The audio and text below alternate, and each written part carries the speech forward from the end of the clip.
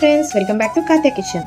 ఈ రొయ్యలు ఉన్నాయి కదండి, ఎప్పుడైనా సరే వెనక భాగంలో ఉన్న నరం తీసేసుకోవాలి. ఎన్ని నరాలు వచ్చాయో చూడండి. ఇక్కడ ఎన్ని తీసానో అది ఎలా తీసుకోవాలో చెప్తున్నాను. మన దగ్గర పిన్ ఉంటుంది కదండి, అది తీసుకొని దానిపైన వెనకాల ఇట్లా తీసుకొని ఇలా తీసేయడమేనండి. మొత్తం వెయిన్ మొత్తం వస్తుంది. ఇది తినడం వల్ల ఫ్యాట్ అన్నది వస్తుంది. ఇవన్నీ డీవీనింగ్ చేసినవండి. మీరు కూడా ఇలా చేసుకొని మీ హెల్త్ని కాపాడుకోండి. రొయ్యలు మొత్తం డీవీనింగ్ చేసుకున్న తర్వాత